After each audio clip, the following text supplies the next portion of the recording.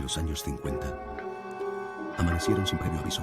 Surgió una amenaza de otro mundo, enviando ondas de choque hasta el corazón del gobierno británico, creando una sensación de miedo tan grande que la situación exigió la atención de las más altas esferas del poder, capturando titulares y la imaginación del público.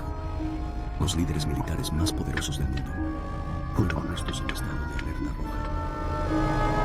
Ha habido un cierto porcentaje de este volumen de informes que han sido hechos por observadores creíbles de cosas relativamente increíbles. La amenaza potencial se percibía tan grave que, de resultar real, provocaría el caos y el pánico masivo. Vimos este objeto brillante. Estaba bastante bajo en el cielo.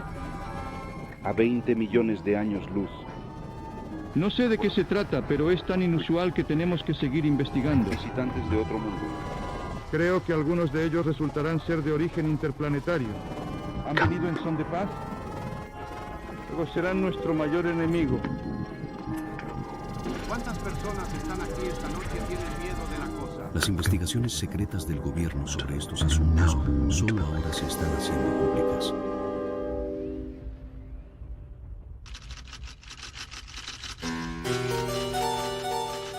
En las profundidades de la Oficina de Registros Públicos yacen miles de archivos gubernamentales nunca antes vistos. Recientemente ha habido un aumento dramático en el número de viejos documentos OVNI que salen a la luz pública.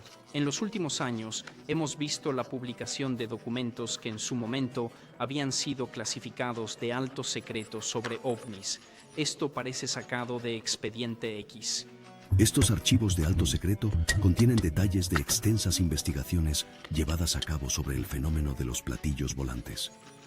Con unos pocos excepciones, todas las agencias, inteligencia, que liberaron estos documentos, negaron hasta ahora tener cualquier participación o cualquier documentación sobre investigaciones OVNI.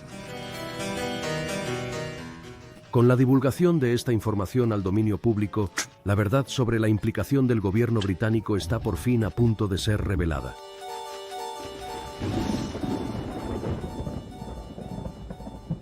En 1943, los aviones del mando de bombarderos se toparon con pequeñas bolas de luz y, en algunos casos, con discos metálicos mientras realizaban incursiones sobre Alemania.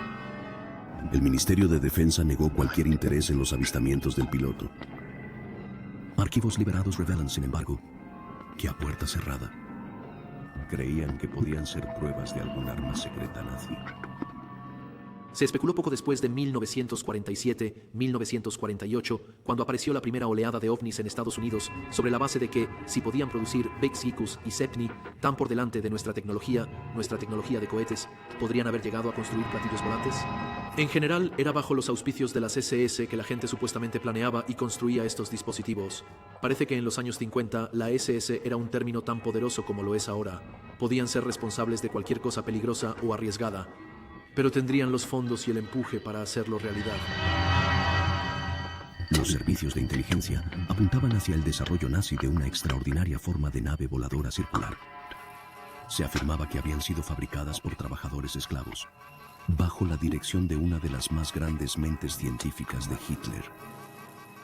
Un austriaco, llamado Victor Schauberger, fue abordado por un grupo de ingenieros y científicos alemanes en 1943 por partes de su investigación. Los alemanes estaban muy interesados en algo que se desarrolló. Ha habido varios tipos de trabajos semi-biográficos de él, en los que lo que parecen haber sido partes de una turbina que el diseño fueron fotografiadas con una especie de insignia nazi en ellas, como prueba de que los nazis diseñaron platillos voladores. En una ocasión se rumorea que este dispositivo salió disparado a 9 metros de altura y se estrelló contra el techo de su laboratorio. Schauberger está convencido de que los platillos volantes de los que se habla hoy en día y en los años 40 se basaron en su trabajo. Hay quien duda de que alguna vez existiera un programa nazi de platillos volantes, pero los archivos demuestran que, tras la guerra, se reunieron datos de inteligencia sobre individuos sospechosos de estar asociados a dicho proyecto. Los documentos que involucran a los científicos son reales. A mí todas estas personas estaban asociadas con el proyecto, y es otra indicación de que algo real estaba sucediendo allí. Los informantes citados en los archivos afirman que hacia el final de la guerra, el proyecto de los platillos volantes fue trasladado a aeródromos en las afueras de Alemania y Checoslovaquia. Entrevisté a un tipo que solía llevar piezas de repuesto. Me dijo que en uno de los hangares vio un avión en particular, que era tan ligero que se podía empujar. No había nada bajo el suelo. En realidad estaba flotando. Un par de años más tarde, este oficial de inteligencia me telefoneó y me dijo que había un tipo que solía tener su base allí, y una tarde de verano, él y algunos de sus colegas estaban en el aeródromo y miraron a través de aproximadamente un cuarto de milla de distancia. Y allí, en las puertas del hangar se abrieron, y lo que él describió como este avión fue en realidad empujado a la pista. Tenía aproximadamente 6 metros de diámetro. Tenía una especie de cabina de cristal, como una cúpula, y dijo que podía ver la cosa girando. Le pregunté si se veían hélices o reactores y me dijo que no.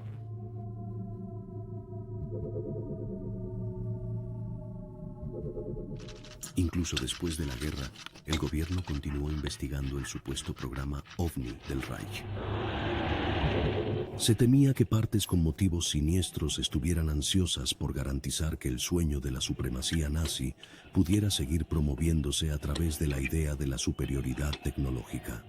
Definitivamente tenemos rastros aquí de gente con intereses políticos predicando esta idea de que hubo platillos voladores nazis que hicieron grandes cosas, que los nazis tenían tecnología muy superior a la nuestra y a la de los estadounidenses, pero que simplemente no tuvieron tiempo de usarla antes del final de la guerra. Hay afirmaciones de que habían volado a la Luna y a Marte antes del final de la guerra.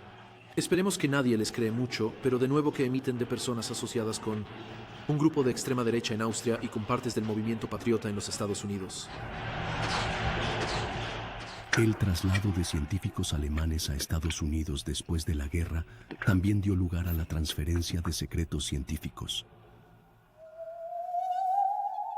Uno de los proyectos más notables de los militares estadounidenses de la posguerra tiene un parecido asombroso con los platillos volantes de Hitler. Estoy absolutamente convencido, al menos, o partes del proyecto alemán fueron tomadas para el Abrocar. El Abrocar era una empresa conjunta de las fuerzas aéreas canadienses y estadounidenses para fabricar un disco volador cuyo sistema de propulsión acabaría constituyendo la base del jet de salto Harrier de despegue vertical. En la década de 1950, el gobierno estaba seguro de poder identificar los platillos volantes nazis como poco más que exóticos proyectos de ingeniería. Pero mucho más preocupantes eran los objetos voladores no identificados, cuya explicación era realmente fuera de este mundo.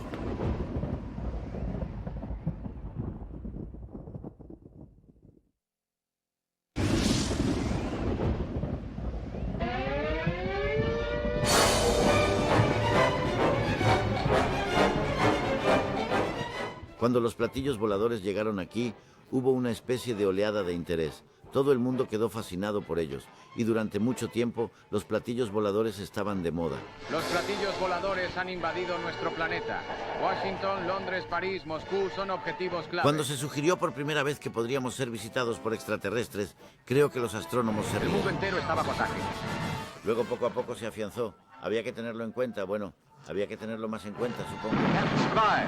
No se olvide, en los años 40 y 50 no sabíamos tanto como nos gustaría acerca de Marte y Venus en particular. Y Venus, pensábamos, podría ser un mundo de océanos y posiblemente vida primitiva, o incluso vida avanzada. Y creo que la ciencia ficción ha tenido una gran influencia. La gente la leía y la tomaba en serio, y hubo pánico generalizado en América. La Fuerza Aérea de los Estados Unidos creó un proyecto de investigación sobre esto llamado Proyecto Libro Azul. El Libro Azul fue el intento de los militares estadounidenses, en un clima de Guerra Fría, de explicar los platillos voladores. Sin embargo, no todos estaban dispuestos a aceptar las explicaciones terrestres del Libro Azul, entre ellos el general de división Donald Keogh.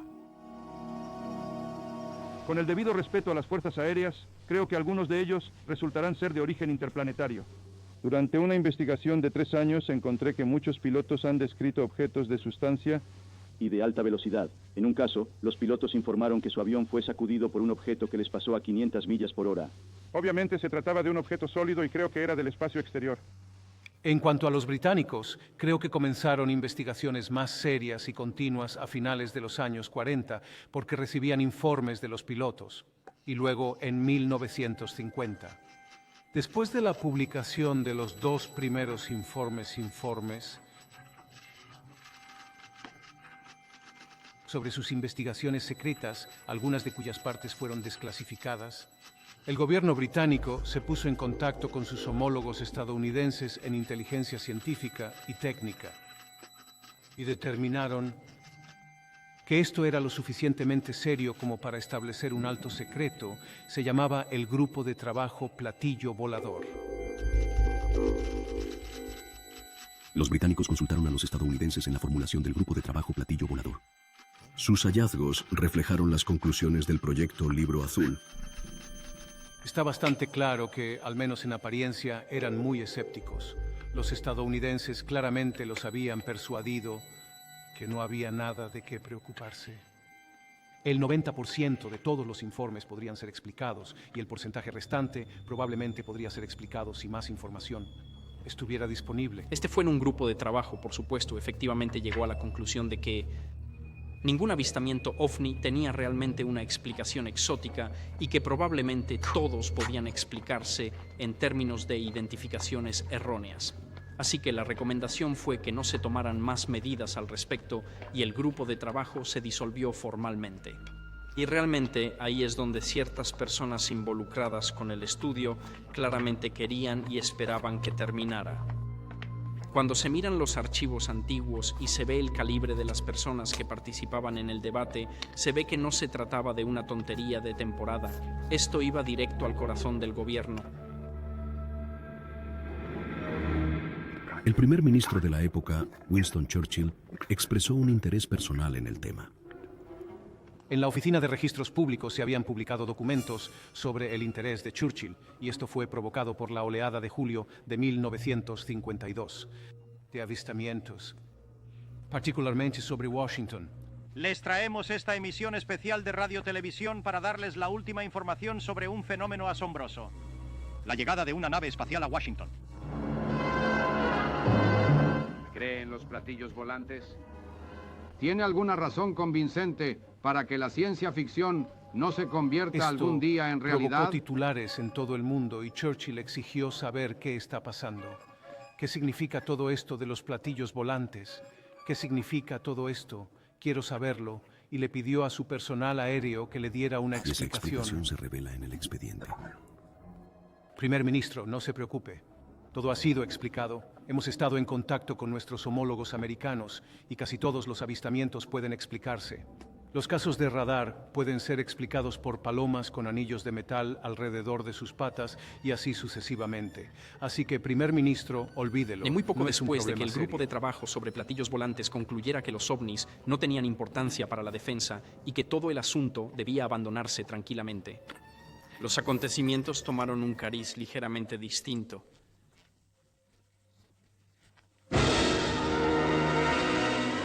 Alrededor de este tiempo, hubo una serie de dramáticos encuentros cercanos entre pilotos de la Fuerza Aérea y ovnis. Lo que hacía fascinantes estos informes era que a menudo eran corroborados por pruebas de radar. La combinación de ambos significaba que el Ministerio de Defensa se enfrentaba a una amenaza que tenía que ser tomada en serio. He venido aquí para darles estos hechos. Pero si amenazan con extender su violencia, esta tierra vuestra quedará reducida a cenizas quemadas. El público todavía no era consciente de que el Ministerio de Defensa estaba en este juego, así que probablemente no teníamos muchos informes procedentes del público, mientras que en las cadenas de la Fuerza Aérea los procedimientos operativos estándar estaban empezando a ser publicados, animando activamente a la tripulación aérea que viera algo a informar de ello. En las bases aéreas de todo el país, los informes de ovnis llegaron a raudales. Los testigos eran a menudo algunos de los pilotos más consumados de la RAF. El 21 de octubre de 1952. Una fecha indeleblemente impresa en mi mente. Michael Sweeney estaba destinado en RAF Little Rissington, entrenando a los mejores pilotos de las fuerzas para convertirlos en instructores. Esperaba realizar un vuelo de rutina con uno de sus alumnos. Era alrededor de 12, 13, 14 mil pies. Atravesamos unas nubes sin nada por encima.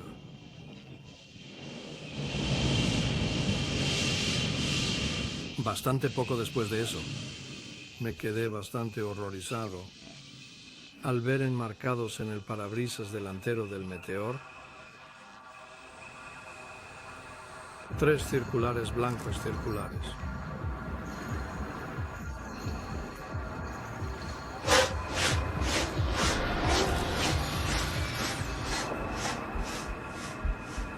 Mick Sweeney, en la parte delantera, dijo de repente, ¿está conectado el oxígeno? Dije, Mick, acabamos de hacer el 30.000 pies de verificación. Y has comprobado que tu oxígeno estaba bien. Y yo te he dicho que el mío también. ¿Cuál es el problema? Él dijo, bueno, mira hacia adelante. Y miré hacia adelante. Y había 3 puntos muy brillantes. Mi reacción inmediata fue 3 personas bajando en paracaídas. Y estaban justo enfrente de la aeronave.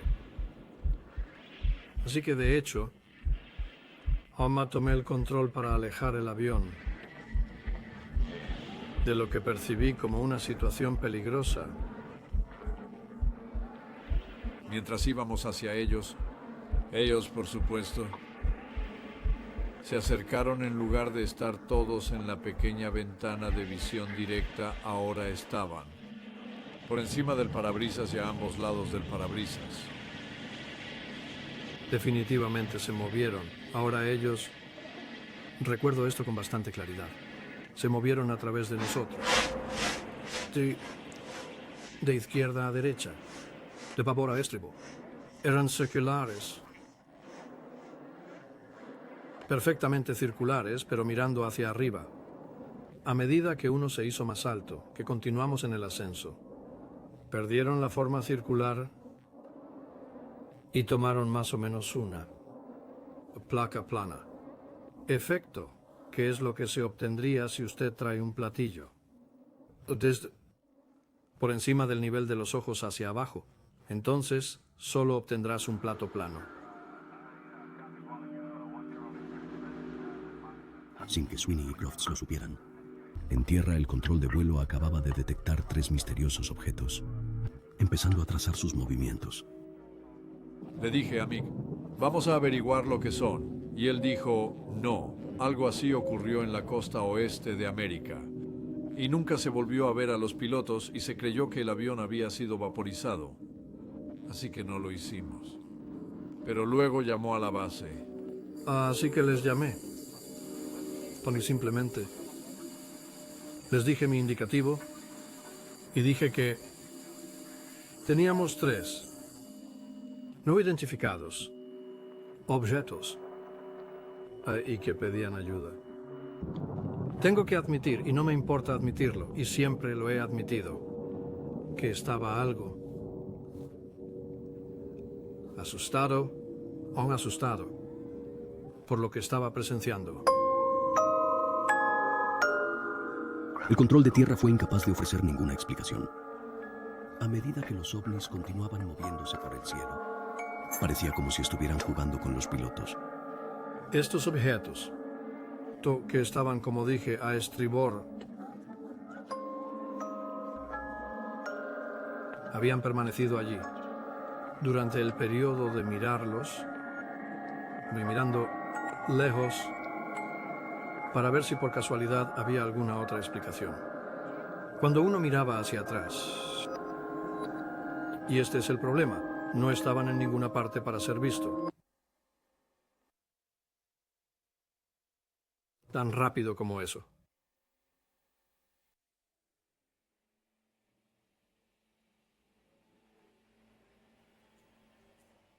Cuando regresaron a la base, los hombres no fueron recibidos como de costumbre por sus oficiales al mando.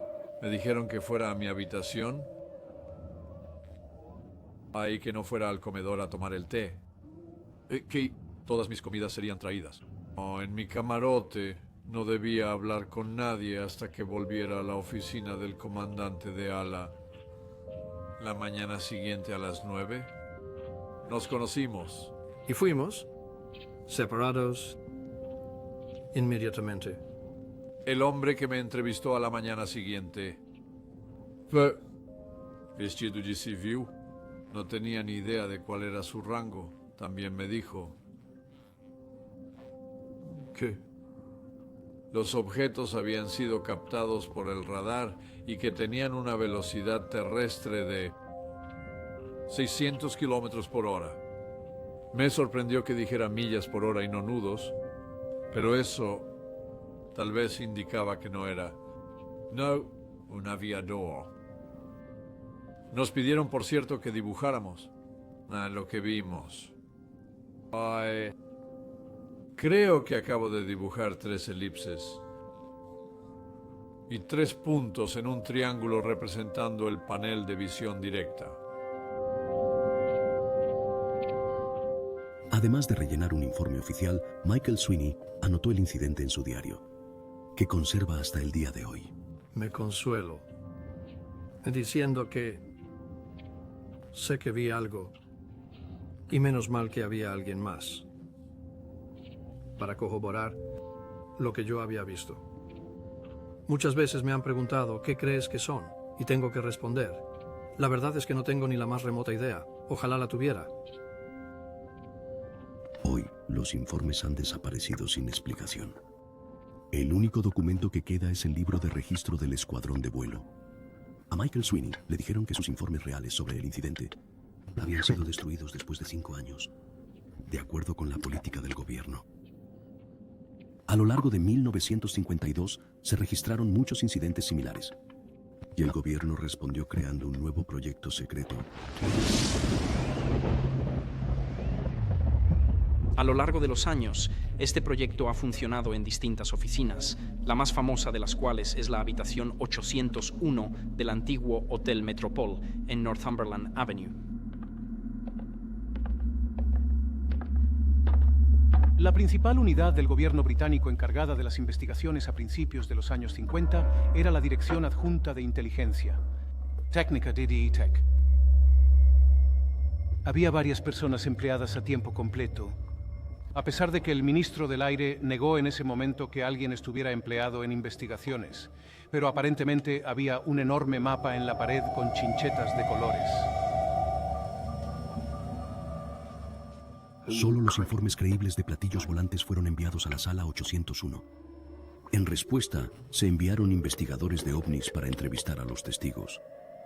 Aunque en su momento se negó su existencia, sus hallazgos formaron algunos de los documentos más increíbles jamás publicados por el gobierno británico.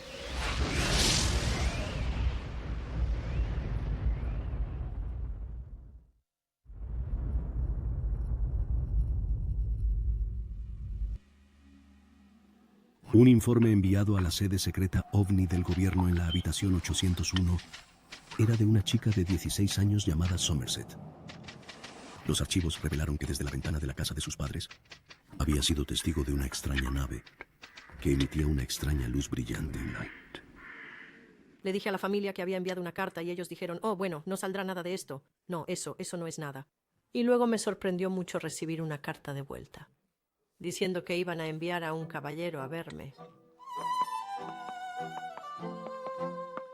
Me sentí muy contento, para ser honesto, de que alguien viniera a verme. De todos modos, este tipo se presentó. Y para mi decepción, no llevaba uniforme. Pensé que sería de la RAF y que llevaría uniforme, pero no era así.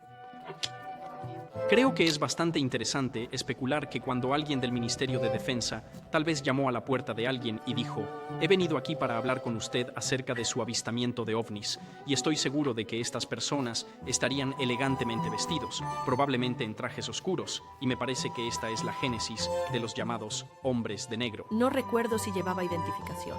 Creo que debió tenerla porque estoy seguro de que mi madre no me habría dejado ver a un extraño sin estar bastante segura de que era alguien. Pero él, si no recuerdo mal, llevaba un traje oscuro. Vino en un coche oscuro. El misterioso hombre del ministerio procedió a interrogar a la joven Henson sobre lo que creía haber visto. Quería hablar conmigo sobre la cosa, lo que había visto. Se lo describí. Y decidió que volvería esa noche para intentar verlo. Y por supuesto era una noche nublada, así que no podía verlo. Así que volvió, creo que 2 o 3 noches seguidas, para tratar de verlo. Pero cada vez estaba nublado, por lo que me sentía un poco tonto, para ser sincero. Pero de todos modos, me dijo que no me preocupara, pero que no le dijera nada a nadie porque no estaba muy seguro de si había algo allí y yo no quería sentirme un tonto, naturalmente. Así que dijo, ya sabes, no se lo menciones a tus amigos del colegio ni nada y... Cuando tienes 16 años. En ese tiempo no lo hiciste. Estas investigaciones fueron llevadas a cabo por investigadores especiales de la Fuerza Aérea de los Servicios de Previsión y Seguridad.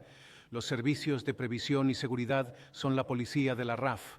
Sus funciones especiales incluyen la contrainteligencia. Bueno, no creo que hayamos intentado silenciar a nadie sobre los ovnis, pero dicho esto, en aquellos días de la Guerra Fría, probablemente se pedía, tal vez, no hablar demasiado de las cosas. Creo que es solo la cultura de la época.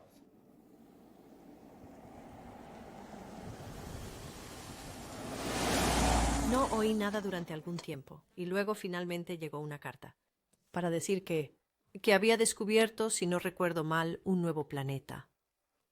Lo cual me alegró mucho, pero le dieron un número. Y recuerdo que pensé, ¿por qué no lo llamaron como yo? Porque llaman a otros planetas como las personas que los descubrieron. ¿Por qué darle un número al mío? Puede que al ministerio le resultara fácil desestimar las afirmaciones de una colegiala, pero no lo sería tanto engañar a la familia real.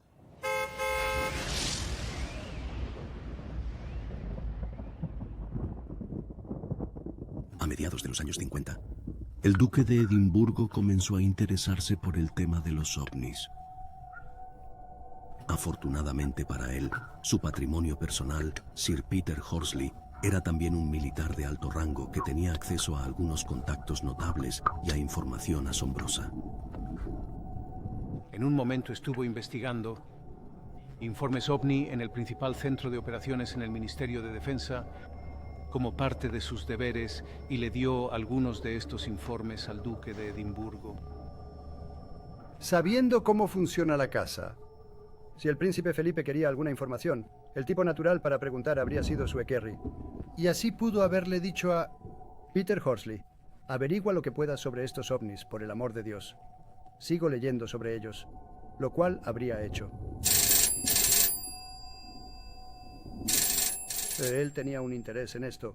Yo no diría que era un consumo o una permanente, pero hizo 1 o 2 preguntas que, por supuesto, obtuvieron una prominencia realmente desproporcionada a su valor real, simplemente porque era el duque de Edimburgo. Horsley, en su papel de jefe adjunto del mando de ataque, tenía el dedo en el gatillo nuclear. Un día, un colega llamado General Martin le telefoneó y le pidió que fuera a la casa de Chelsea de una curiosa mujer llamada señora Markham. Estaba recibiendo a un tal señor Janus, un hombre que tenía algo de suma importancia que debía discutir con Horsley en persona. De hecho, abandonó el palacio en una noche húmeda y brumosa, tomando un camino que iba a conducir a un encuentro extraordinario. Como pensó que podría tener algo que ver con la familia real, fue. Y estaba sentado en este piso, que aparentemente era un piso bien amueblado, bastante bonito y una buena dirección, cuando entró un tipo al que nunca había visto en su vida. No era para nada curioso, pero era un hombre muy agudo e inteligente. Y él y Horsley tuvieron una charla muy interesante. Su conversación abarcó los ovnis y la guerra atómica. Dejó claro a Horsley que sabía muchas cosas que Horsley sabía, pero que eran secretas. Tal vez incluso de alto secreto. Los conocimientos de Janus provocaron un escalofrío en Horsley. Él conocía todos los secretos nucleares de Gran Bretaña en ese momento, así que obviamente esto le pareció muy inquietante, y lo primero que hizo fue informar de ello al Palacio de Buckingham. Cuando regresó al palacio, el extraño encuentro fue considerado un riesgo para la seguridad. Horsley fue enviado inmediatamente a la casa de Chelsea para interrogar de nuevo a Janus. Cuando volvió a la dirección, había cambiado bastante, nada que ver con lo que había visto la noche en cuestión. Al parecer, la sala había sido desalojada. No pudo encontrar a la persona con la que había estado en la reunión. Y por supuesto, el tipo de otro lugar también había desaparecido, así que seguía siendo un misterio, pero le resultaba muy inquietante. Y fue una experiencia asombrosa, relatada por un hombre cuya integridad está fuera de toda duda. Para Horsley, el aspecto más escalofriante del encuentro fue la sensación de que el señor Janus le leía la mente. Esto llevó a la Royal Equerry. En conclusión, Horsley había dicho que el hombre era sin duda un extraterrestre. Creía implícitamente que había tenido ese encuentro. Puedo asegurar que no lo habría registrado si no fuera así. De ninguna manera habría inventado tal historia. Habría tenido miedo de ser ridiculizado. Horsley más tarde contó la historia en su autobiografía, escrita poco antes de su muerte. Pero el archivo del gobierno sobre el incidente sigue siendo clasificado y no está disponible para el público. Otra figura destacada cuyo interés por los ovnis consta en los archivos es el primo de la reina, el conde Mountbatten. Era un gran entusiasta de cualquier cosa. Y por eso era una idea muy excitante y emocionante. No se podía tener una idea mucho más emocionante. Pues siempre había esperado ver algo y nunca lo vio. Estaba dispuesto a creer cualquier cosa, pero no se había decidido. Un día, un albañil de Romsey, que trabajaba para Mountbatten, tuvo un encuentro cercano en la propia puerta del conde. Un obrero que llegaba a Broadlands había sido derribado de su bicicleta por un platillo volante que había aterrizado y había sido como paralizado por una pistola de rayos. Había quedado aturdido, por supuesto. Extraordinario, extraordinario. Entonces mi padre, y le hizo firmar una declaración escrita porque pensó, ya sabes, si esto iba a ser verdad. Era muy importante tener una declaración atestiguada. Los archivos revelaron que Briggs se ofreció a jurar sobre una Biblia que su historia era cierta. Mountbatten estaba encantado con la experiencia de Briggs.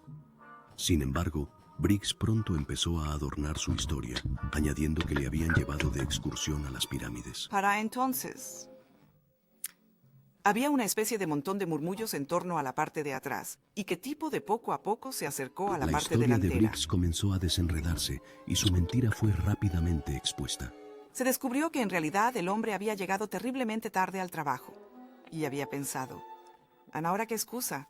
Oh, ya sé, señor, mi batuta está interesada en platillos volantes. Me habré quedado pasmado con un platillo volante, que era una excusa brillante.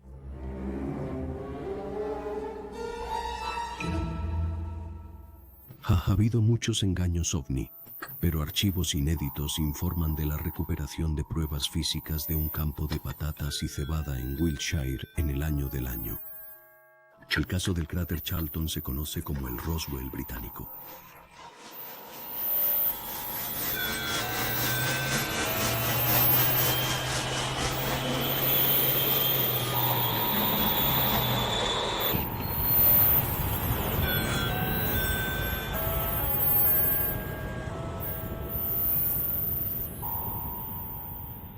Iba de camino al trabajo a las 6 de la mañana porque era ordeñador, trabajaba para el señor Blanchard, iba en su bicicleta por ese camino. Y eso es lo que me dijo. Y me dijo que hubo un gran estruendo en la mañana después de que la gran luz en el cielo descendió. Y esta cosa vino directamente hacia abajo. Solo esta explosión. Pensó que era algo que bajaba, solo la luz. De repente las llamas salieron de la parte inferior de algo, eso es lo que pensó que era. Todo lo que era solo dejó la quemadura en el suelo. Len Jolliffe alertó a su jefe del extraño incidente y fueron a examinar el supuesto lugar de aterrizaje en el campo del granjero. Encontramos este cráter en el campo sobre 2 pies de profundidad y un agujero en el medio por el que se puede pasar con un bastón. Y el seto detrás, las hojas estaban chamuscadas de color marrón. Cuando lo encontramos por primera vez, era como si hubieras presionado un platillo en la arena de unos 6 pies de ancho. y era solo una especie de hendidura poco profunda. Supongo que podría haber sido un pie de profundidad, desde el centro del agujero a la parte superior de la forma de platillo. Definitivamente parecía como si algo hubiera aterrizado. ¿Qué otra cosa haría que esto? 6 pies de ancho o 5. 6 pies de ancho, platillo, forma cosa. ¿Con este pequeño agujero en el medio? Informamos a la policía y enviaron al ejército. Cuando llegamos y empezaron a cavar para ver lo que estaba pasando, creo que bajaron unos 1 metro más. Pusieron una barricada de tablas alrededor de toda el área. No nos dejaban acercarnos. Apuntalaron todos los lados para que la gente no pudiera ver el interior. Había una gran señal de peligro en la parte delantera. Ya sabes, mantente alejado. No dejaban que nadie mirara dentro del agujero. Tenían guardias en el lugar toda la noche porque, de lo contrario, quiero decir, había gente subiendo y bajando por la carretera y, ya sabes, queriendo venir y echar un vistazo. Y estaban cavando para casi más de una semana. El incidente de Charlton sigue siendo uno de los poquísimos casos en los que se ha encontrado alguna prueba física de que el ejército no estaba presente. En los años 50 y 60, todo lo que era de interés para el ejército o la Fuerza Aérea o el Ministerio del Aire, como se llamaba entonces, tendían a ser bastante reservado al respecto.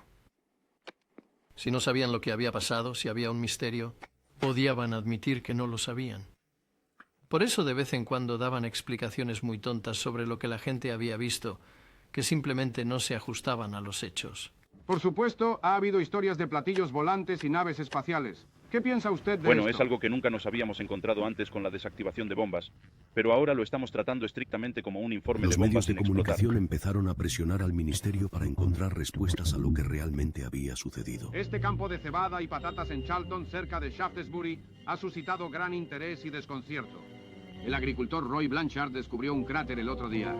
A su alrededor, las patatas y la cebada habían desaparecido por completo. No quemado o volado, simplemente desaparecido. ¿Crees que el ejército sabe lo que son? Bueno, no creo que tengan la menor idea de lo que es en realidad. Es algo muy extraño. Quiero decir, debe haber sido algo que aterrizó verticalmente y despegó de nuevo y dejó su marca. Tras una semana de excavaciones, el ejército trajo refuerzos equipados con la última tecnología. Los detectores dieron lecturas positivas de un objeto metálico bajo la superficie. ¿Estaba acechando algún monstruo con ojos de insecto? No sé lo que es, pero es tan inusual que tenemos que seguir investigando, porque estamos recibiendo algunas lecturas por el pasillo, ya ves. ¿Qué tipo de lecturas estás recibiendo? Bueno, es la lectura que obtenemos que dice que hay algo metálico ahí abajo. Si es una bomba no lo sabemos, si es un espacio motorizado no nos gustaría decirlo.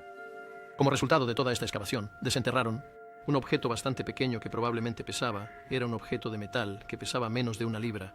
Y parecía ser... o metal fundido, no le dieron mucha importancia a eso. Dijeron, bueno, esto es solo un trozo de piedra de hierro que se puede desenterrar en casi cualquier campo en el sur de Inglaterra, por lo que no estamos seguros de que tenga mucho que ver con todo el asunto. Con un trozo de piedra de hierro descartado como una roca de origen natural, la causa del agujero seguía siendo un enigma. Incluso se formularon preguntas en el Parlamento. Nunca ofrecieron ninguna explicación satisfactoria sobre lo que realmente ocurrió. Mi abuelo creía que era un platillo volante, y creo que todos lo creíamos. Solo había algo de repente aterrizó en su campo y forma hermosa, que era absolutamente hermoso. Ya sabes, era claro como cualquier cosa, y metió su bastón en el medio. Y sí, creo que todos creímos que realmente era un platillo volador. Hoy en día hay enormes secciones del expediente del caso Charlton Crater que no están a disposición del público. Secciones que permanecerán clasificadas durante al menos los próximos 30 años. ¿Acaso los visitantes del espacio exterior regresan ahora a su galaxia con una carga de esa nueva fruta milagrosa? ¿La patata?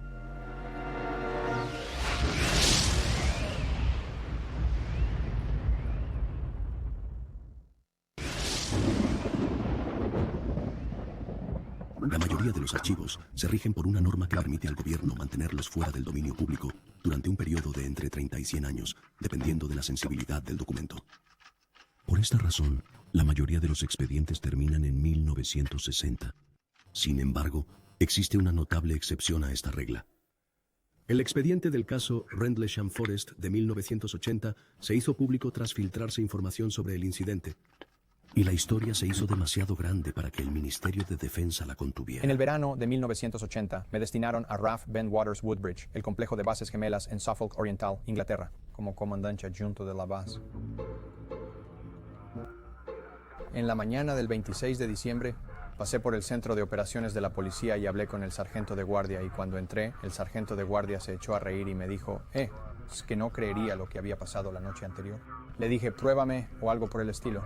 Y él dijo, 3 de los jóvenes policías de seguridad habían estado en el bosque persiguiendo un ovni toda la noche, y nos reímos un poco. Tenía que haber alguna explicación para esto, y realmente no pensamos mucho en ello en ese momento. 2 noches más tarde, el jefe de seguridad de la base entró corriendo en la oficina de Holt con una mirada cenicienta en su Y dijo, rostro. ha vuelto, y todos nos miramos. ¿Qué ha vuelto? Él dijo, el ovni ha vuelto, y nos quedamos allí bastante desconcertados. Así que dije, bueno, me voy. Y me fui a casa y me cambié de ropa y me puse un uniforme de servicio, cogí mi grabadora. Se puso en contacto con preparación para catástrofes y oficial de guardia vino con nosotros y salimos al bosque con la policía de seguridad. Todo el tiempo estuve usando mi pequeña grabadora de microcassette y grabando. Ahora la apago y la enciendo porque solo tenía 20-25 minutos de cinta en ella. Esta es la grabación de audio real que Holt hizo en el bosque esa noche.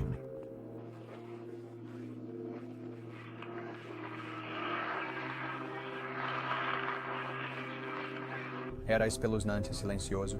Y en un momento dado, todos los animales de los agricultores, los cerdos, las vacas y pollos y todo, estaban actuando, haciendo mucho ruido como si estuvieran siendo molestados. Estamos escuchando sonidos muy extraños de animales en el patio de los granjeros. Es muy activo, haciendo mucho ruido. Mientras tomábamos notas y mirábamos las cosas allí, el teniente de repente miró y vio algo en el cielo frente a nosotros. Vi una luz allí, justo en esta posición aquí. Justo delante, entre los árboles. Ahí está otra vez. Observe, justo delante de mi linterna, señor. Ahí está, yo también lo veo. ¿Qué es? No lo sabemos, señor. Muéstrele, ¿me das más? No, hombre, sí, es una extraña, pequeña luz roja. Parece estar tal vez a un cuarto de milla, tal vez más lejos. Y mientras lo observábamos, parecía un ojo. Era ovalado y parpadeaba. Tenía un centro negro. Es una luz débil, pero probablemente está a unos 200 o 300 metros. Parece un ojo guiñándote el ojo, aún moviéndose de lado a lado. Como la pupila de un ojo mirándote y guiñándote. Algo como un metal fundido y ardiente goteaba del objeto. Solo se movió a la derecha, sí, a la derecha. Qué extraño. Estamos a unos 150 o 200 metros del lugar. Todo lo demás está en calma sepulcral. No hay duda, hay algún tipo de extraña luz roja intermitente adelante. Raro. Parece estar moviéndose un poco en esta dirección. Es más brillante de lo que ha sido. Amarilla. Viene hacia aquí. Definitivamente viene hacia aquí. Lo observamos probablemente por 1 minuto, tal vez 2 minutos. De repente el objeto muy silenciosamente explotó y se rompió en pequeños objetos blancos e inmediatamente desaparecieron. No cabe duda. Esto es raro. Saquen sus linternas. Hay algo muy extraño. Acerquémonos al borde del bosque, allá arriba. ¿Quieres hacerlo sin luces? Hagámoslo El parcialmente. objeto al sur vino hacia nosotros a una velocidad muy alta. Se detuvo y estaba enviando rayos que ahora diría que no sabía en ese momento, algo así como un rayo Bien, láser. aquí. Viene del sur. Viene hacia nosotros ahora. Estamos observando lo que parece ser un rayo descendiendo. Un rayo continuo no se hizo más grande a medida que se irradiaba hacia adelante. Uno de los haces aterrizó casi inmediatamente a nuestros pies. Nos causó gran preocupación. No sabíamos si estaba tratando de advertirnos, si nos estaba disparando algo o tratando de hacernos una señal o comunicarse con nosotros. Permaneció durante, no sabría decir, unos 5 o 10 segundos y tan bruscamente como llegó, desapareció. Los objetos siguen en el cielo, aunque el que está al sur parece que está perdiendo un poco de altitud.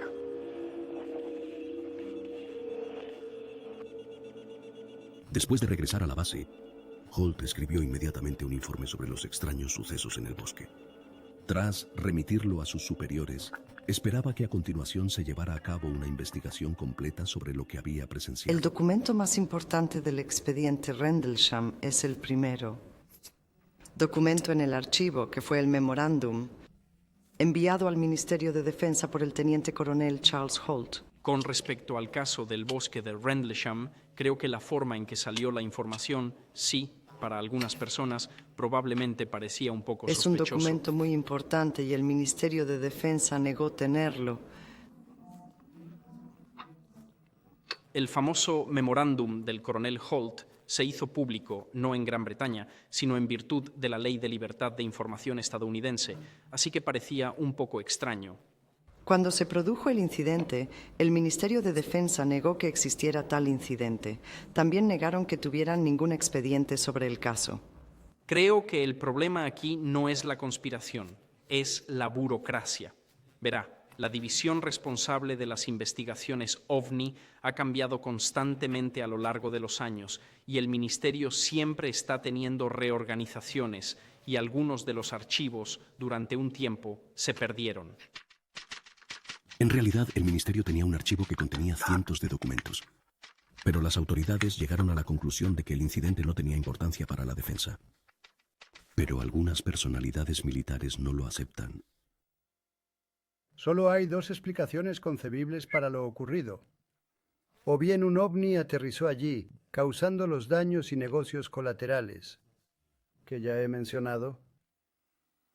O el subcomandante de una base aérea nuclear de Estados Unidos en Gran Bretaña y varios cientos de sus hombres estaban alucinando.